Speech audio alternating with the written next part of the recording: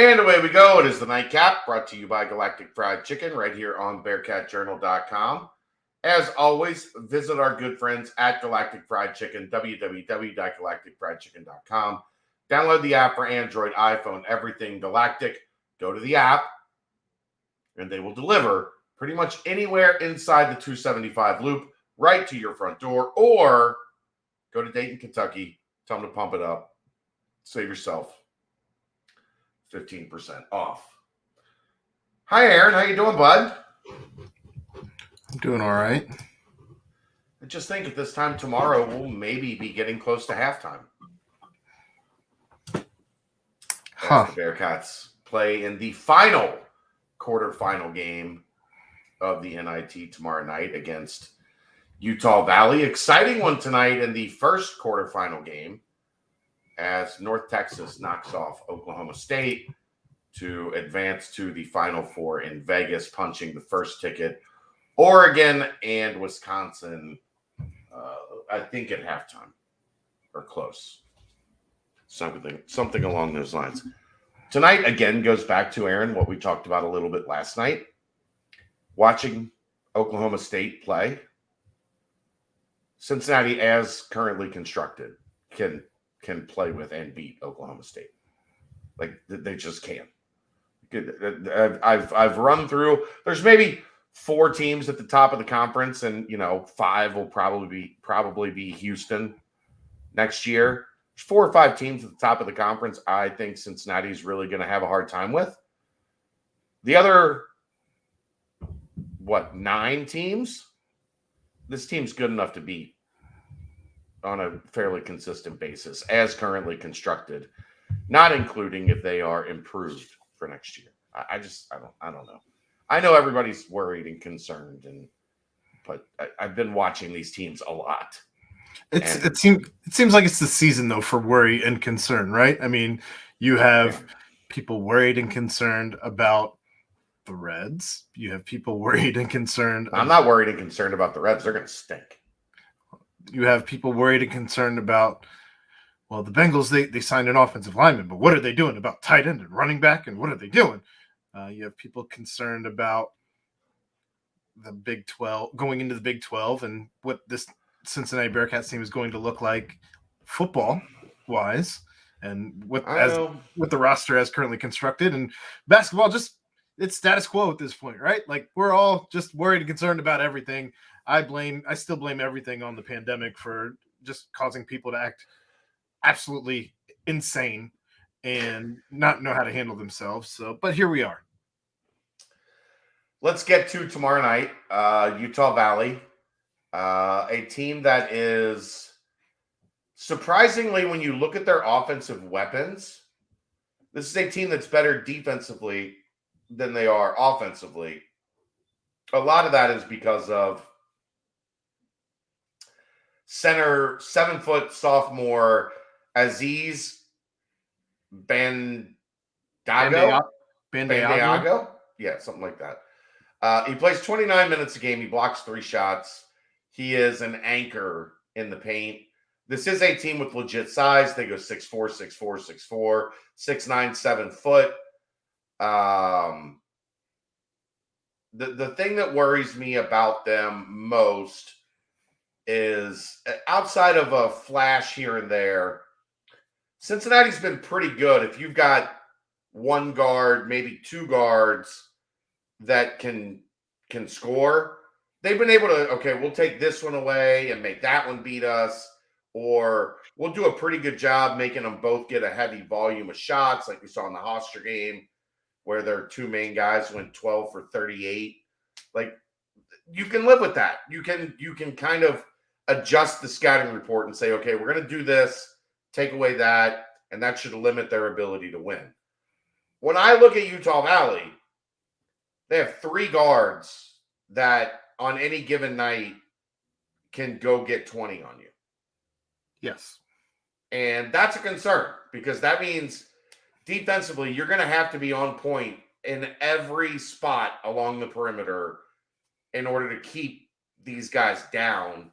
They're only surprisingly, what I was getting to, they're only surprisingly like 120th in offensive efficiency on Ken Palm. So there are ways to kind of slow this train down, but I do worry you can't just circle Damian Dunn. Like you can't just circle, and the last time they circled Damian Dunn, they held him in check. The time before that, he had 34. Right. I worry a little bit when you're game planning for this team. Everybody that plays on the perimeter has got to be locked in because any one of these three guys can get cooking and put 20 on you to kind of carry them. I am more nervous about this game than I have been about any game thus far in the NIT. In the NIT, me too. You definitely have length on the Bearcats with, like you said, three guys who appear to be clones of one another at 6'4", 6'4", 6'4", 13.7, 13.8, and 13.9. Shocking to be able to do that. No real disparity there whatsoever. And even when you look at rebounds, 5'7", 3'7", 3'5", there's not a whole lot of difference there. This team does not shoot a ton of threes from what I've read. They do drive an awful lot as they get to the line a ton. Correct. They are really good from the free throw line. Those three guards that we're talking about, Trey Woodbury, Justin Harmon, and Latrey Darthard, at 73, and 90% from the free throw line. Pretty good. Also, you mentioned Aziz Bandiago, 7 foot. Again, you got length there at the center spot. And it's a guy who averages double-double with 11-4 and 10-1. That's pretty good. Even their guy at the 4, he's 6'9". So Cincinnati is going to have their hands full. I think the one thing that we talked about a little bit last night on the BBP that maybe isn't being talked about enough, we're concerned. Just be concerned when you're placing your bets on Betfred. Make sure if you are doing that, by the way, use the promo code Bearcat in all caps. Gives you the Bearcat Journal promotions and also supports us here at Bearcat Journal. It is 4,700 feet at elevation. It's up there. Altitude, yeah, it's up there. And for a team that they don't run a ton of substitutions, or at least they haven't been. I think that you may see them rely a little bit more on the bench simply out of physical necessity. Especially early, you could see that. And if you're running more guys off the bench, then you're susceptible to playing a team that's used to it, doesn't have to do it. 3 guards that are at about 30 minutes a night. Correct. That they can just, kind of interchange with each other and keep coming at you. And now you're talking about not just the starters being locked in on defense, but the subs. 8, 9, 10 deep being locked in on defense. And I'm nervous. I know Brent mentioned in his article that Vegas pretty much has it as a coin flip, or at least they did. I'm not sure if that line's moved at all. Also mentioned, I think he said ESPN's Power Index has Utah Valley actually as a 2-point favorite. It was either that or Ken Palm, whichever one it was. I do apologize not knowing off the top of my head, but I don't know. It's going to be. It should be a good game at the very least. It's unfortunate that obviously with the things you had going on with the court that Cincinnati wasn't able to host back-to-back games. Because I think if you're talking about this game being played at Fifth Third, you're talking probably being far less concerned in some of the areas that we're going to be concerned at. Not to mention just the atmosphere that Fifth Third Arena pumps in as you're looking at potentially going to a Final Four, even if it's NIT. Well, and you're talking about a place that holds 9,000 people. And as many have said, this is probably going to be the biggest game in terms of opponent coming into their arena in the history of the program. Like, those folks are going to be jazzed up. You see what I did there?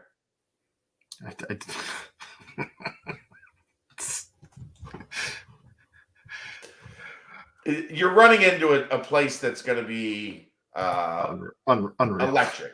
electric in terms of, like, they're going to be waiting to have a chance to knock off Cincinnati and go to the NIT Final Four. Like, this is, let's be honest, Aaron. This is going to mean far more to them than it's going to mean to anyone at Cincinnati. Nobody at Cincinnati is thinking we can really change the trajectory of our program by making an NIT Final Four. It's not reality. The people at Utah Valley are thinking, look, if we get to the Final Four, we can win this thing and like put our stamp on this program making a leap and becoming, at least a mid-major name that people know about. I also want to apologize about last night. Apparently, after a long night of recording and a long day of living my life, I said that they were in the Mountain West Conference. They are in the West Coast Conference. Please forgive me for thinking a place just in my brain that's in the mountains was in the Mountain West. I'm sorry. Now you're just being logical. Get out of here with that. It's yeah. In terms of conference location and identity, there's no reason to be logical. There's like three people. This is what tells me we do a good job, Aaron. Is that every time we do make a mistake, there's like 5 people that jump on us for misspeaking on something. That means we don't make many mistakes. So looking at their schedule right now, the best team, I would say the best team that they had in town the schedule as it exists this year, Long Beach State. No, I'm talking about in the history of the program. I know what you're talking about, and I know, I mean, they went to BYU, they went to Wake Forest. I doubt those were home and homes. They went to Utah State. Utah State's not a bad program. No. But I would think that, Cincinnati's a little bit bigger than that. They went to Boise State. They went to Oregon. Again, I don't think any of these are going to be home and homes, but yeah. New Mexico State coming in is not quite the same. No. The fans of Utah Valley are going to be fired up tomorrow night. It's just, for them, probably it's a 6 o'clock Mountain Time. Yes, it should be 6. Right, it should be 6. 6 o'clock. I didn't know if it was 6 or 7. They hosted Stephen F. Austin. They're usually in the big dance, making people nervous. Yeah, but they've never played a Cincinnati. They've never played. You can keep throwing mid-majors out of your ass all night. I mean, they went to Colorado for the last game, but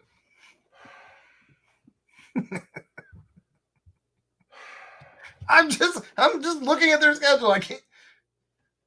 Anyway, nothing you says refute what I said. No, I'm supporting it. I was giving the examples. Not always trying to argue with you. And yet you made it an argument. Yeah, you made it an argument. Why not? Should always be trying to argue with me. That's your job. I didn't break your computer. Don't be mad at me. It already is broken twice in the recording of this show. So I might be a little bit irritated tonight. Honestly, Aaron, I'm not confident they win this. No, nor should you be. I will not be placing a $50 bet on this game. You felt pretty comfortable about Hofstra going to altitude at 9 o'clock the morning before the game, being there 36 hours. They're going to be at altitude all day tomorrow, just hanging out, waiting for a 9 o'clock tip off. I don't think that helps. No, I'm not saying it helps. I'm saying it hurts. Yeah. So it's going to be up to, Bob Mangine and giving them melatonin-induced naps in the afternoon. With oxygen masks, with CPAP machines on. Just eating just as much spaghetti as you can ingest before the game. Just the noodles, not the meat. Spaghetti. Carb overload. Get as much carbs in your body as you can before this game. That was a callback to last night. I know it was. Yeah, just making sure. I know. I made the joke last night. I don't feel great about it. They're going to have to overcome a lot of obstacles, a lot of challenges And most of them are taller than you. Most of those challenges are going to be taller than you at all the positions. Yeah.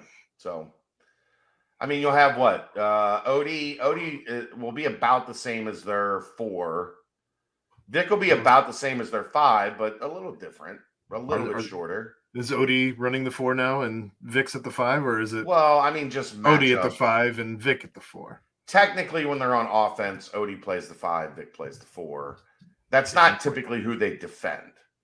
Vic typically defends the 5, and Odie defends the 4. But yeah, they're going to be bigger at the 1 and the 2. Landers is going to have an inch or 2 at the 3. And they offensive rebound it really well. Those 2 bigs average 5 offensive rebounds a game. I mean, each? No, combined. 2.8 for the center. 2.2. So of the 14.9, so of the 15 rebounds, 5 of them are offensive, 10 of them are defensive. That's pretty good. Yeah. I'd be more than happy if Vic and Odie combined were averaging 10 defensive and 5 offensive. I'm not saying it'll be the best win of the year if they win this game, but it'll be ugly. It'd be an ugly win if you do win this game. If they win this game by more than 4, I'll be thoroughly impressed. Yeah. All right, that's about all I got. How about you? Pins and needles until we do this show again in about 25 hours. Maybe live. We'll see how it goes. You win. I got Pro Day Thursday morning. You win. Yeah, but Pro Day makes it closer for your drive. It's the same. It's about the same. If you win, maybe we have something to celebrate. Maybe we go live. If you lose, I don't know that I'm ready for that. I don't know that we can not. Torches and pitchforks. Yeah. Get them all out of town. Every one of them. Get them out of here. I don't know. We can not go live when the season ends. So we'll see how tomorrow night goes. But there you go. Bearcats in Orem, Utah tomorrow night. NIT Final Four on the line. He's Aaron Smith. I'm Chad Brendel. ESPN 2, yes. This is the Nightcap, brought to you by Galactic Fried Chicken, right here on BearcatJournal.com. See ya.